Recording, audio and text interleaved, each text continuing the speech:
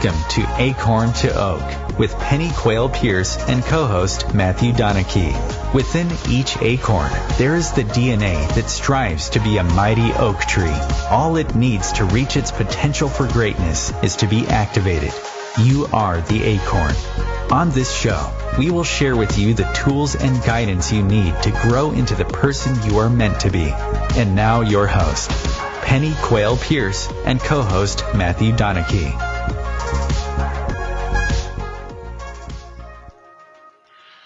Hi, good evening. Welcome. And again, I always say good evening. I know it's the afternoon there, but just good evening and welcome to the show. And Matthew is here with us, so we got the technology right. Yay! Yay! He's going to say hello too. And hello. Carry on, Matthew, sorry. Yeah, hello everybody. Hope everybody's well. Really looking forward to the show. I know it's going to be a real good one. We'll bring up some stuff for people, that's for sure. So anyway, Matthew and I were just discussing before we came on air that I sent out a newsletter today, and the newsletter basically was saying I'm coming out of the closet, and it's amazing. If you want to send out an email that people are going to open, you need a good strap line like that. What closet they thought I was coming out of, I have no idea. It was basically to basically announce that I'm a spiritual entrepreneur, and very much part of that is looking at helping people grow up emotionally. And in the write-up that I said is that human beings are collectively very emotionally immature. And there's this thing called emotional intelligence, which I know we've spoken to you before about, but it hasn't been prioritized within humankind. And we've tended to focus on our scientific, physical, mental, and technology. And we've been neglecting our emotional development. And, if you look at it and realise that if we taught every child how to be deeply compassionate with themselves and others, and we showed them how to grow emotionally intelligent, they would keep their hearts open more. And they would be more compassionate in all of their relationships and therefore have a much healthier and more fulfilling life. And bringing the importance to not just the family, but the community, and expanding that out to the entire human family. There's nothing wrong with being committed to our own personal needs, meeting those needs.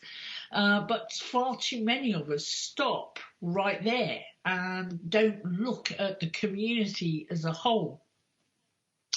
And, most of us don't know our neighbours. So what about the people who are living on the other side of the world that we've never met?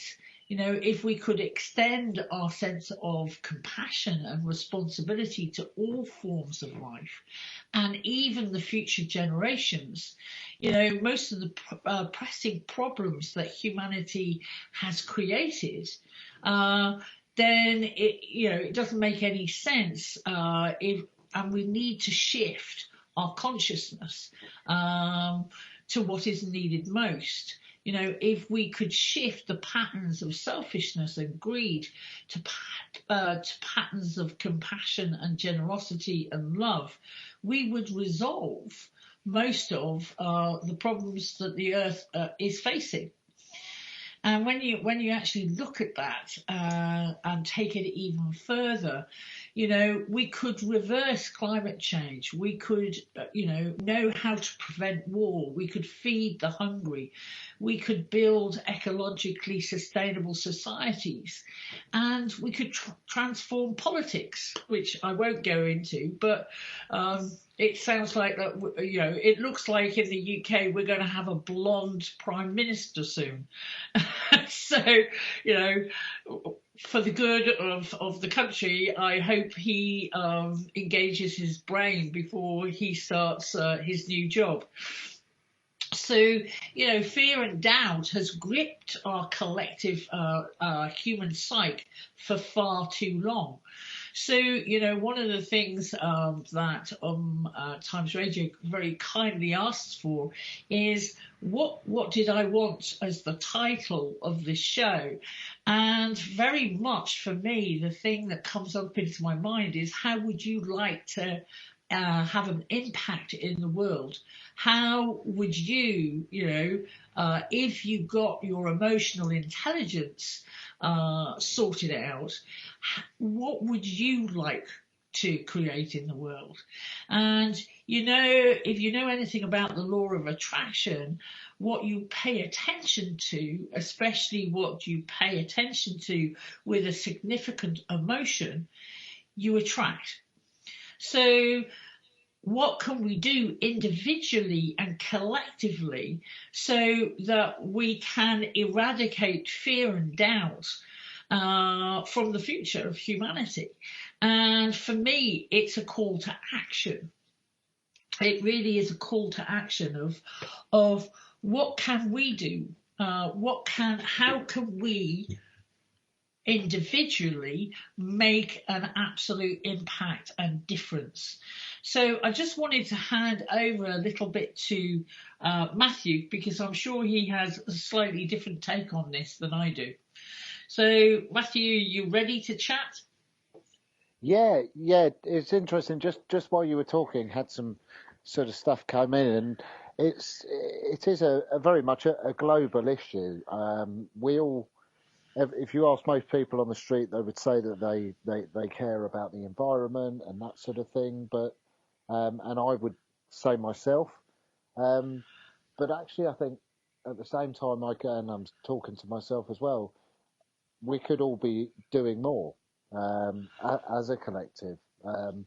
It's almost like if an alien came down and asked us to list how we think human beings have evolved and done well, we could come up with 100 amazing inventions and technological advances, and we could say, well, we've been to the moon and we've explored space. And then if they asked you the question, oh, you've done this, all these amazing stuff, that must mean that there's no hungry humans on the earth and that everybody's happy. And it's so far from the truth. And I think you get lost in all the technologies, all the things we create are almost bringing us further away from what truly matters. If we were all to write on a piece of paper, if you could only ever have two things in your life, what would they be? And it would be, for me, joy and love, because they're the only two things that really matter. And I think it's the way we've developed as human beings. With all this, I mean, the phones spring to mind. So many people out there spend their lives on their phone, and it used to be if you were waiting for a train or waiting at a bus stop or even just walking down the street, you'd bump into somebody and just spark a conversation. We've lost that. We don't have that, and we don't have that closeness. And actually, the further away or the more we cut ourselves off with using our phones all the times and not talking to people, the more we yearn for it, because actually that's what makes us human, that having that connection with somebody. And it's sad that a lot of people are missing it, because I mean, I've made so many friends on the way to work, may have been sitting on a train, and you just spark a conversation, and all of a sudden the hour train journey's gone, and you've met someone that actually you're going to know for the rest of your life. And it's like we've made it too complicated for ourselves in so many ways. I couldn't agree with you more. On a global scale, you look at indigenous tribes, and you would watch a program and a lot of people would say, oh, they've got nothing. Well, actually, they've got everything. And they would probably look at us and say exactly the same. That we It was very interesting. Sorry, Matthew. It's very interesting. About 2 or 3 years ago, I had an amazing experience of working with some Peruvian shaman, and which was a fantastic experience. But one of the things that really interested me more than anything else was them sharing with me when I had picked them up and was driving them somewhere, and that Javier, who is a fantastic shaman in Peru, basically shared that before he'd come to the UK, he didn't really understand what stress was. And then he shared with me the story of going from Heathrow into the centre of London. He said, I suddenly realised what stress was.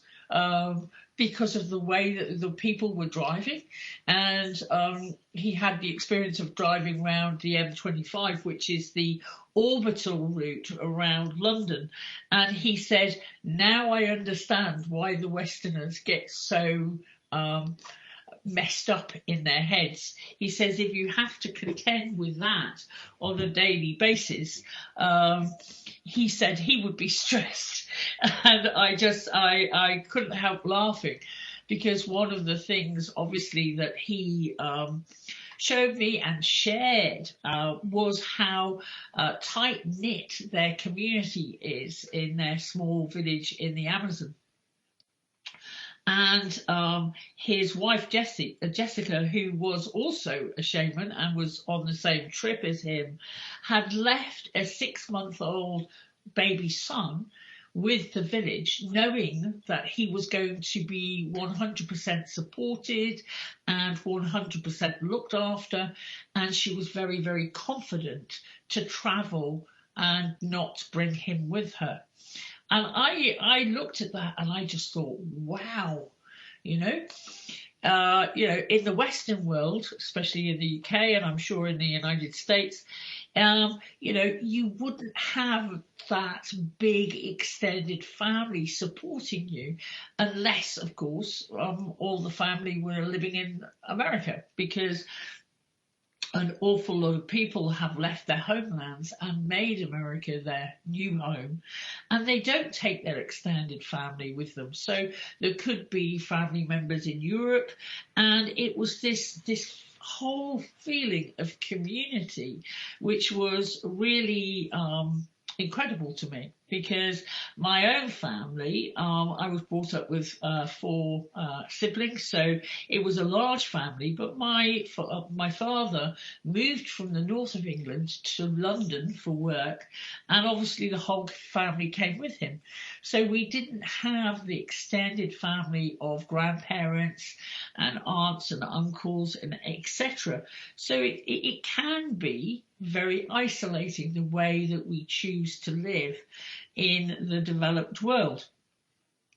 And one of the things, as Matthew was actually saying, is it's amazing how many people become so lonely and feel so isolated when, they walk out of their homes and, they don't even look up and recognize that maybe the neighbour's there too. And if they do, because they're in a rush to get wherever they're going, they don't necessarily stop and have a conversation. And one of the things that I think technology is definitely making us poorer in our communication skills, because we tend to send things by text or email or other means. And we forget to actually talk to people and sit down and actively listen to people. And I think this also has led to how emotionally immature we are as a species, is because we just don't connect anymore on a meaningful level. And, It's really, really important for us to do that if we want to impact the world on a global level. And, each of us can do that in our own ways. We have our own unique genius. And if we bring that to the party is so much more fulfilling because everybody is having an input and everybody can engage with things that interest them and make them passionate. So, again, I've been chatting a long time, so I want to give Matthew a chance to have his input too. Yeah, I think we're close to a break, so I'm not going to get too heavy. But I think it's ultimately how can we solve this problem? It's all very well us telling you that we can do it, but it's how do we do it on our own level? And I think it's very much about taking responsibility for your stuff, whether it's clearing out your emotional baggage or just making a general effort, more of an effort, and just to communicate with people more, very much on the emotional side of things. I think there's a lot of good tools out there. My favourite is obviously breath for life breath work, which is the fastest, most effective way I know of clearing out your emotions.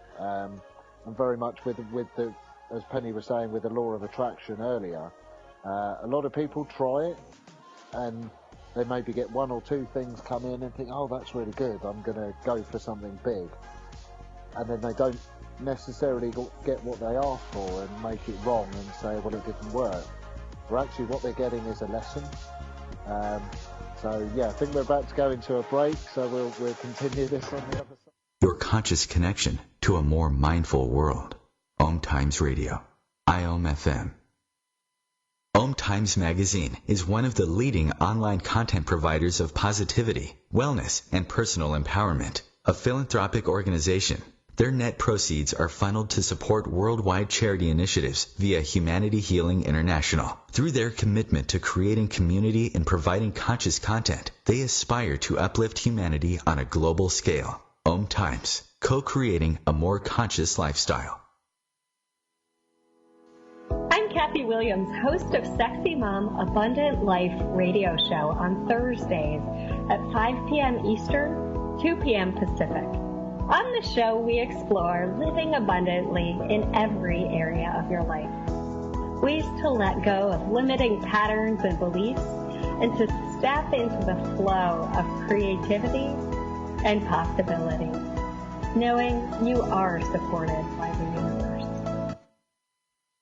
We are talking about your life. Ever wonder, is this as good as it gets? No, it could be so much better. At Acorn to Oak, we know you are seeking more happiness, joy, unconditional love, financial freedom, passion, and purpose. Find your unique mojo and live an extraordinary life. Want to know more? Contact us at our website, acorntooak.org.uk. 1 in 3 adults has prediabetes. 1 in 3. That means it could be you, your football buddy, your football buddy, or you, your best man, your worst man, you, your dog walker, your cat jogger. While 1 in 3 adults has prediabetes, with early diagnosis, prediabetes can be reversed. Take the risk test at doihaveprediabetes.org. Brought to you by the Ad Council and its Prediabetes Awareness Partners.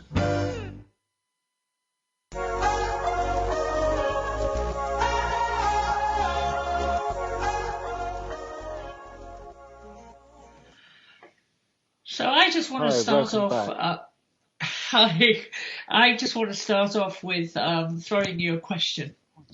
So the question basically is if you knew you were going to succeed at whatever you did, what would you do or be? So just repeating that, if you knew you were going to succeed at whatever you did, what would you do or be? And, it's one of those questions that allows you to open up, because we have a tendency to think small because we feel small. And when we feel small, we don't see the possibilities, and we don't understand that nothing is impossible. And when you really get that what would you do or be if you were limitless, and you were going to succeed at whatever you decided to do, it allows your imagination to come in, and your imagination is where we are creative, and then we can get in touch with our passion. So the second question would be, if you knew you had £100 million or dollars in the bank, what would you do or be? So again, repeating that, if you knew you had £100 million or dollars in the bank, what would you do or be? And again, that is one of the areas that we tend to limit ourselves with, is because we suddenly think, could I do this course? Could I have that vacation? Can I support my children? Have I got a college fund for them? Yakka.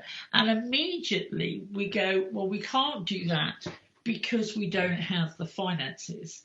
And we shut the door on so many different possibilities. So I've got one third question for you. If you knew you only had 6 months left to live, what would you do or be?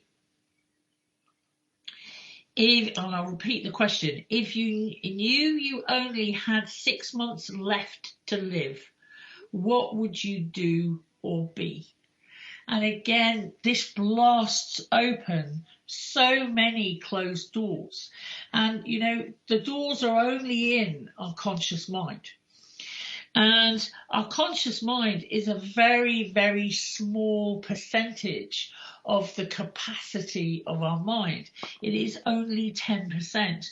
And that 10% just slams the door shut on so many different opportunities and so many different risks. It looks at risks and is always looking at it and going, oh, well, if I do that, or if I risk this, then I can't do that. Whereas in fact, that's not very good thinking. It's really important for us to realize and maybe take a leaf out of, the yogis of mind, where they think, we've all heard the saying, I think, therefore I am. And I was doing some reading earlier on today, and just looking at what, the yogis are actually really looking at. And they were actually looking at basically, and they would say, stop thinking, and then you really know I am. So they're basically saying to you, get out of your conscious mind, the one that has the limits, and actually just be.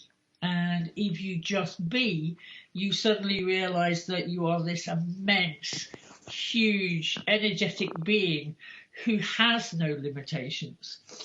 So it's very much looking at all of those things and realizing that we can actually manifest anything. And for me, as you heard at the beginning of the show, was just changing, the messaging that I'm putting out to the world of being not feeling like I've had an enormous impact, although I do understand that I have. But it's with hundreds of people.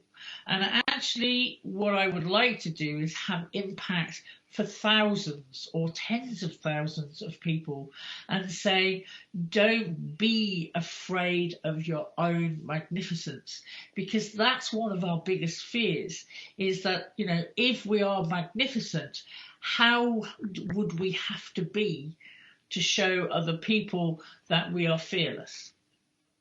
So again, handing back to Matthew and allowing him some time. Yeah, I think we're our own worst enemies in so many ways, because we spend most of our time in our conscious mind, and all that generally does is rationalises about situations. And I think throughout time, it'd be interesting to know when the flip happened in history, because I remember, I mean, my childhood sort of, I would say in the 80s, kids used to play in the street, everybody knew each other, none of the parents worried about where any of the kids were in the neighbourhoods, because one phone call and everyone would know they're all right. It wouldn't matter which house they were at, that sort of thing. And I remember people were just more positive back then. We had more optimism, and it's almost like, or my reference is sort of like since the 80s, whether it's the technology that we've created or what it is, I don't know, but it's like we've just disconnected from what we would call the oldie worldy, where people used to talk and we used to get on and that sort of thing. And I think it very much the technology's halted us very much, and we've lost that connection. And through losing that connection with human beings within your life, your daily life, you lose connection on a global scale.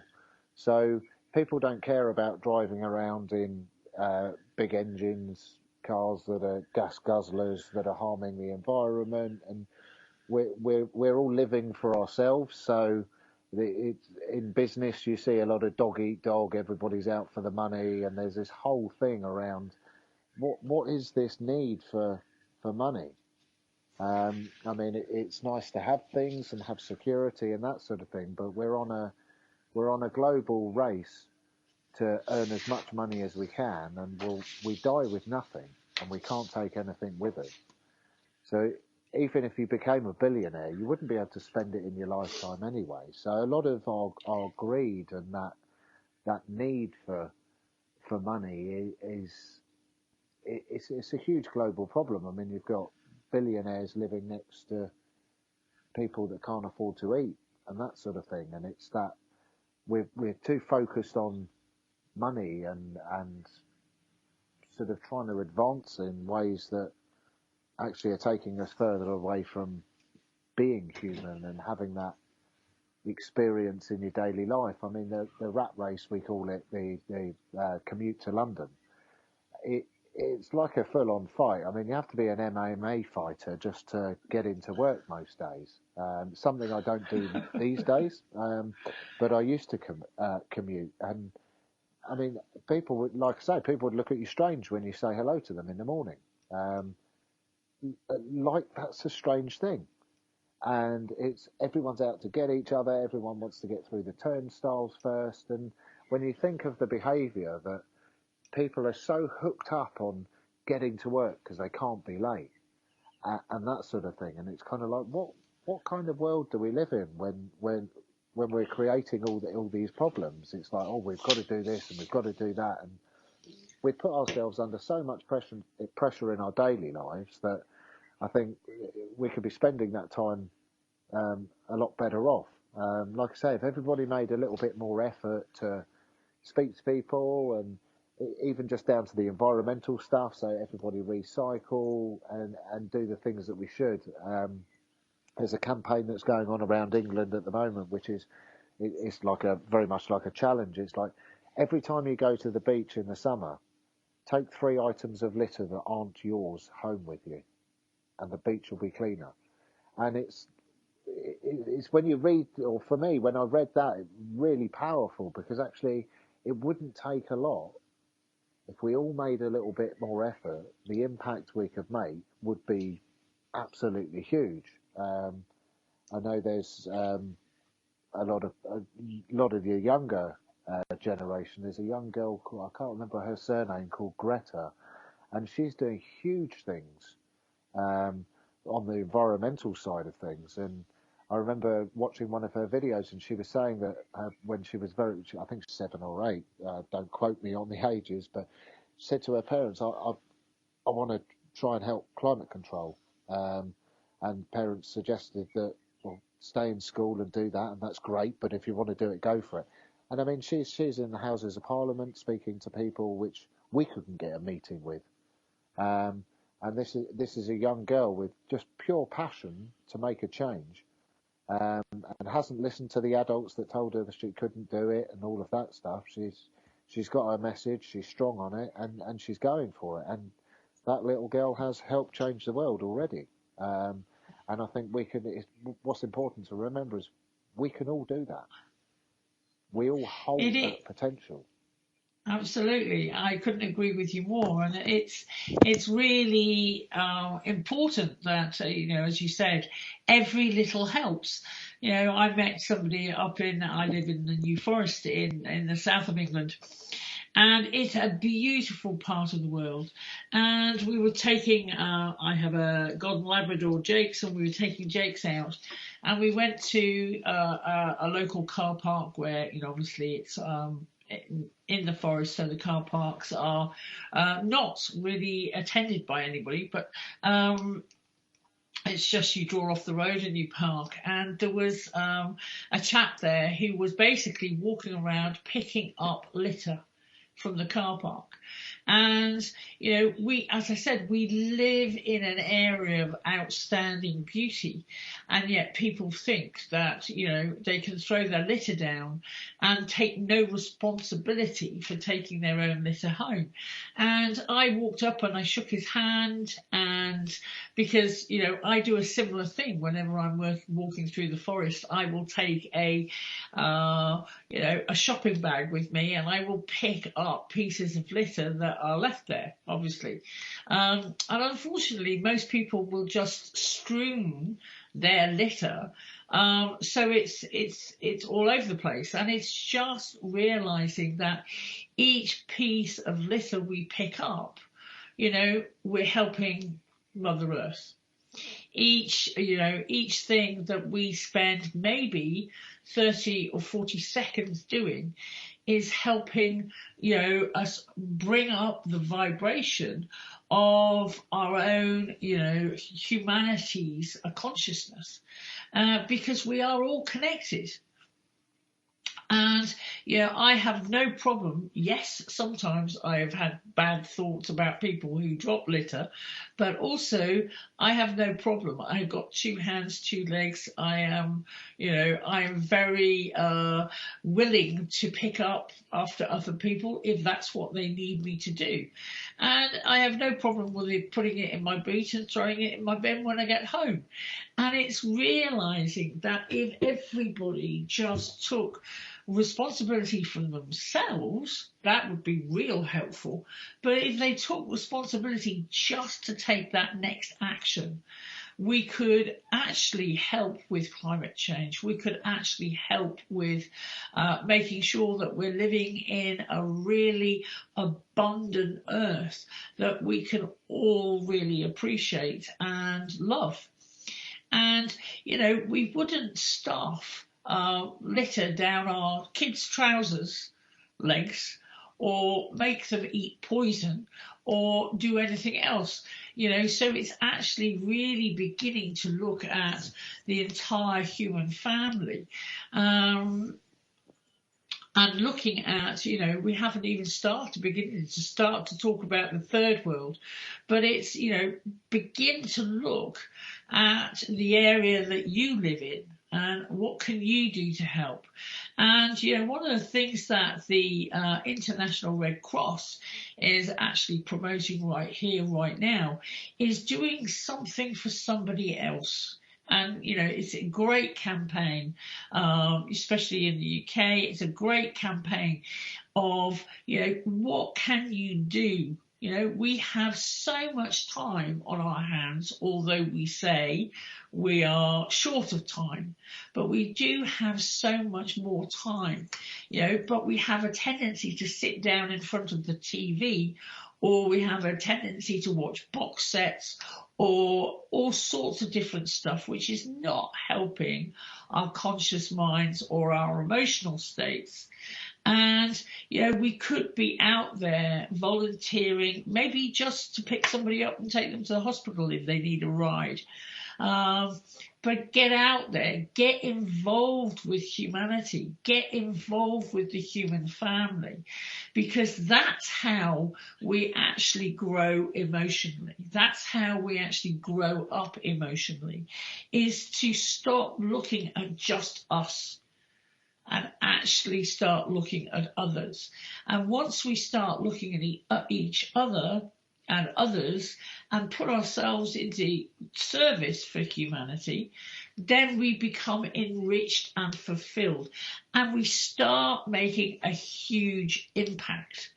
And, if more of us just do that, then, there's that great film, Pay It Forward, of actually taking ourselves out of our own misery and realizing that we can be fulfilled in a much more, a much more positive way if we just stop thinking the world revolves around us, because that's what we have a tendency to do. And, so, that's what this show is about, is encouraging other people to know that their efforts will impact the world globally if only they would do something. So again, handing back to Matthew for a minute. Oh, it's a break. So obviously, we'll see you on the other side of the break, and we'll continue to talk.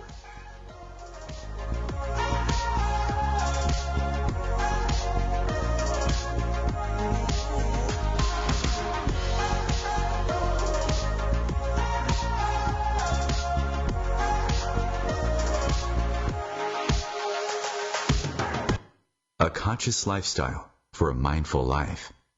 OMTimes Radio. IOM FM.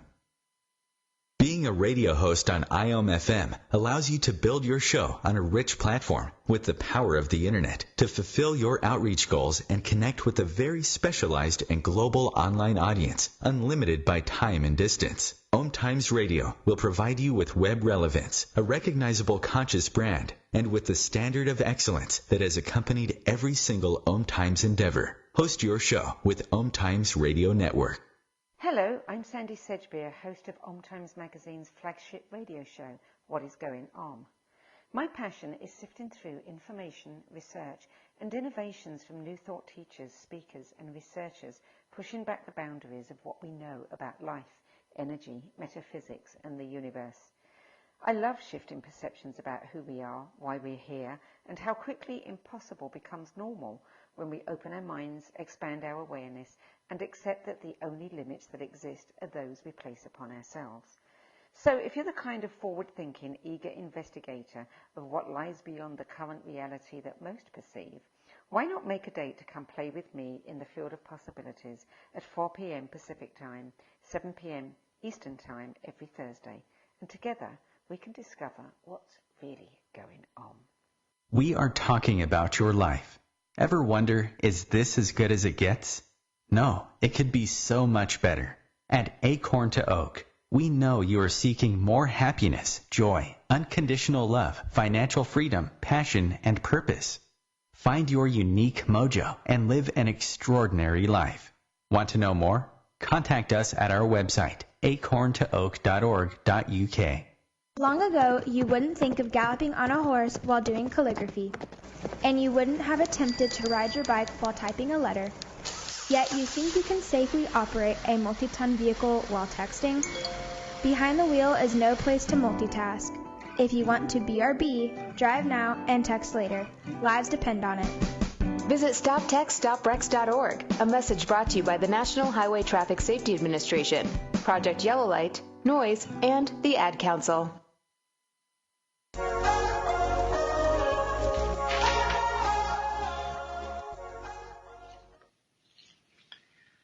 So hi, we're back.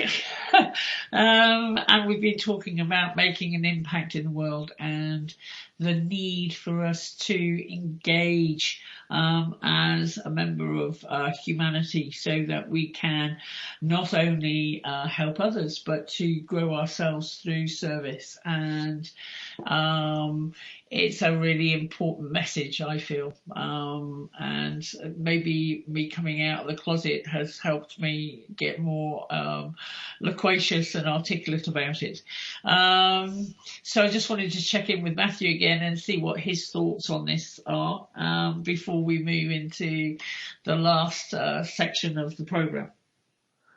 Yeah, I think it's important to realise, I think unless you do a lot of deep emotional work and clearing around that, a lot of people feel as though they haven't got a lot to offer.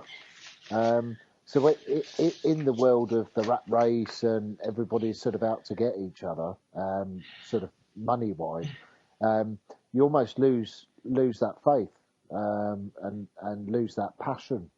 And you can almost convince yourself that actually I haven't really got anything to give and that sort of thing. But I think it needs more people to stand up and discuss these things to really make an impact and make people realise that everybody's special, but at the same time nobody's special. Anybody can create something and be a part of something. There's no golden rule on this. Some of the most successful people are not the most intelligent, which shows you that intelligence is not necessarily the key to money. So I think it doesn't matter where you come from or what your life experience has been. You can make a huge impact on the world just by standing up and speaking out and sort of telling your story. Even just telling your story can inspire others to do the same. So I think it's putting the message out there. Everybody can make a difference, and we can make up many stories as to why we think we may not be able to do these things, but actually everybody has the same thoughts. Everybody has those same feelings. It's just whether you act on them. So I think it's just important to put it out there to people that actually start talking, and if you really feel like you need to say something or have a conversation with someone, don't put it off. Be the person to make that first contact, whether it's charity work or whatever it is. If you see someone struggling and you think you can help them, that's how it starts. It starts by one person helping another, and then those people helping other people. Whereas if everyone's out to get each other, everybody keeps what they have close.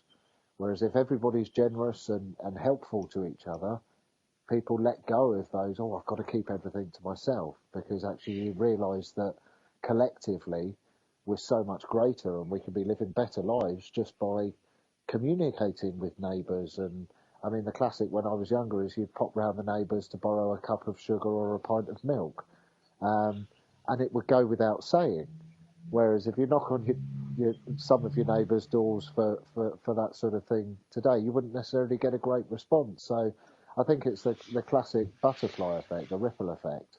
I think it's also, I couldn't agree with you more, Matthew. It's the generosity of spirit. It's, as you're saying, you pop round to your neighbours for a cup of milk, a glass of milk or some sugar or whatever. Actually, you were just connecting with them. And, it's actually having that chat and, just even feeling, within ourselves that it's perfectly okay just to pop round to someone's house to say hello. I think the glass of milk and the cup of sugar was just an excuse, really, to connect. And, it's one of the things that, is a disease of this world right here, right now, is loneliness. People are lonely. They're lonely for that, connection with another human. with another person, whether it's just talking about, in the UK, we talk about the weather incessantly. Well, we're not really talking about the weather. We're just finding out how that person is. But it's always been acceptable in the UK to talk about the weather because it's not that great. Lots of rain. But, it is what it is. And it's just making that effort to smile. It reminds me of, acts of random kindness, the ark. What is it? Which one is it? It's not. It's the film. It's not God Almighty, but it's Bruce Almighty or what the second one. I can't remember the name of the film. And it's acts of random kindness is one of the ways or one of the things that is fantastic to have in your mind, in the UK, when people go to the supermarket, it can be, especially if it's holiday season, and I know you guys are coming up to the 4th of July, it can be madness out there, pushing and shoving, and it's, just letting someone else go first, or getting them a trolley when you get a trolley, or, whatever it is, it's just allowing people to say, oh, and the other person who receives that act of random kindness, it's a case of, oh, I was seen or I was heard, or that makes me feel so much better.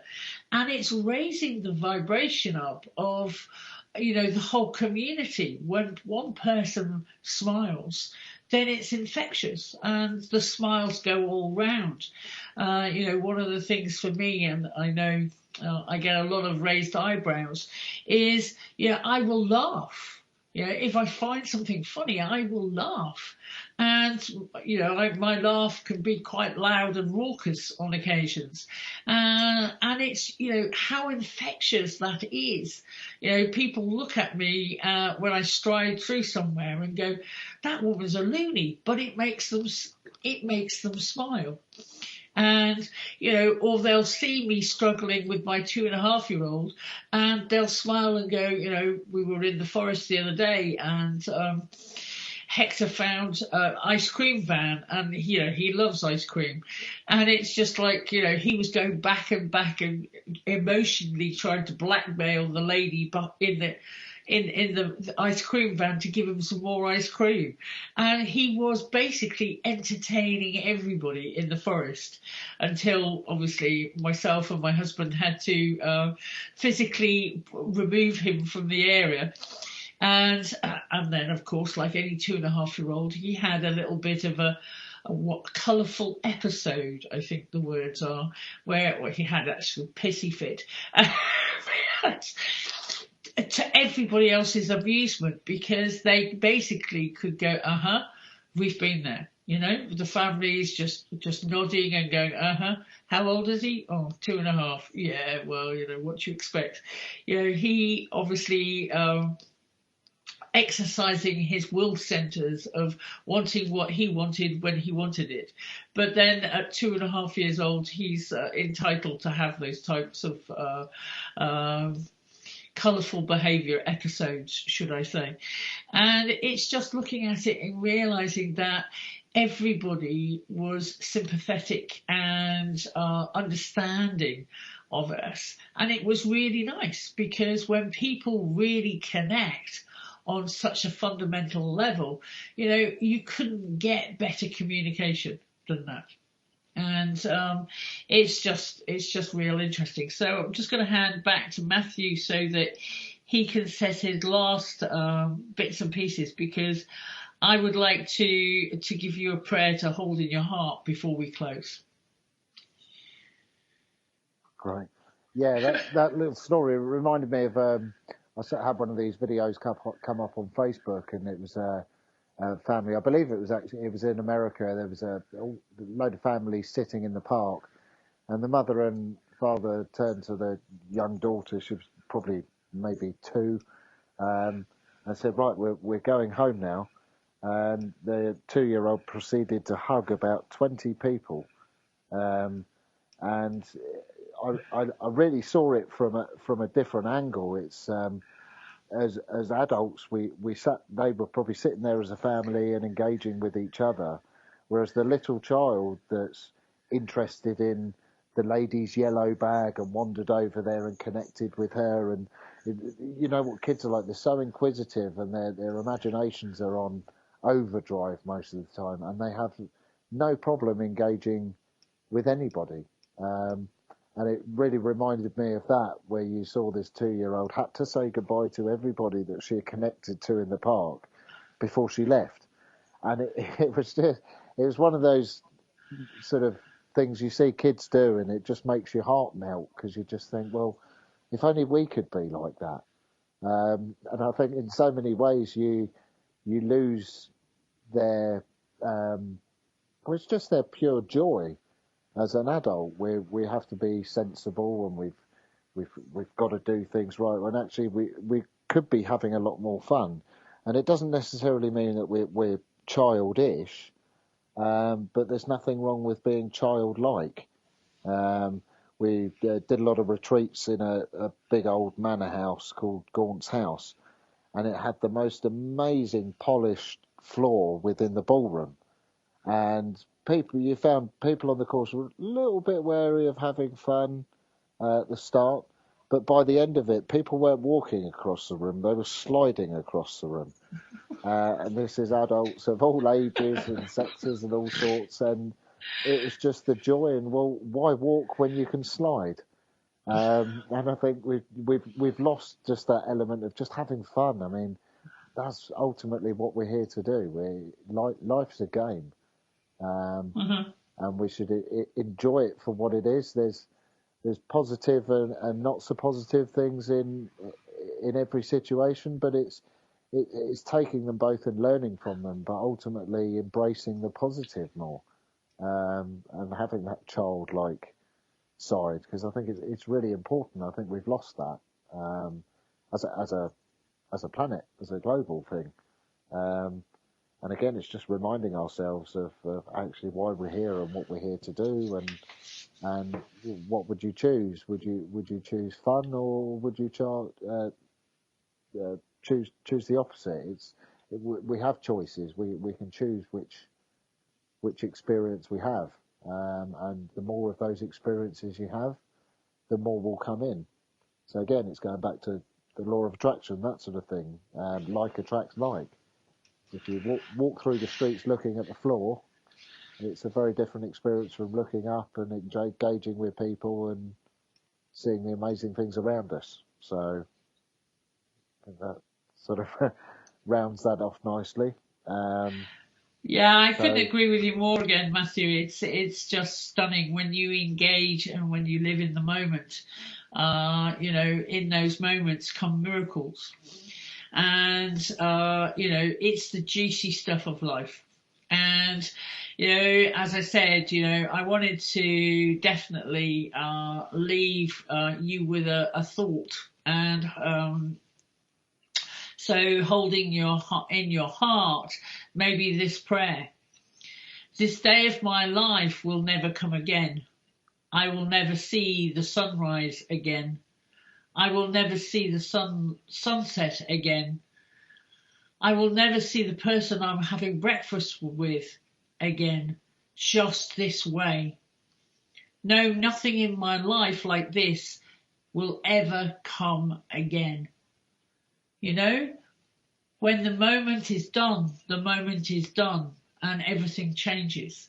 So it's allowing ourselves to actually be present for every single moment of the day, and trying not to distract ourselves with things that mean nothing, and actually allowing ourselves to be present, to be here, to look at those magic moments, to connect eye to eye with different people, and look at it and just go, okay, so first we need to grow up emotionally.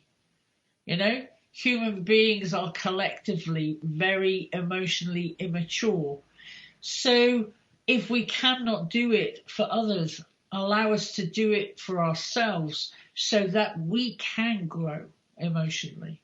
And therefore we can hold the space for the rest of humanity to gain emotional intelligence. You know, as we said at the very beginning, it's something that our species has not prioritized. We think we know, and we need to get out of our conscious minds and actually dive into the rest of us so that we can be much more human and therefore show by example to people, and we can teach our children to be deeply compassionate with themselves and others. We can teach them how to keep their hearts open. But unless we know where our own hearts are, we cannot possibly show our children and the younger generation, you know, that if we did that, all our relationships would be far more healthy and fulfilling. And, you know, therefore taking it out to the extended community and then the entire human family, where we actually deal with other people compassionately. So I hope you enjoy your week. We will be back next week. And in the meantime, take care. Thanks for listening, everybody. Look forward to speaking to you next week. Take care.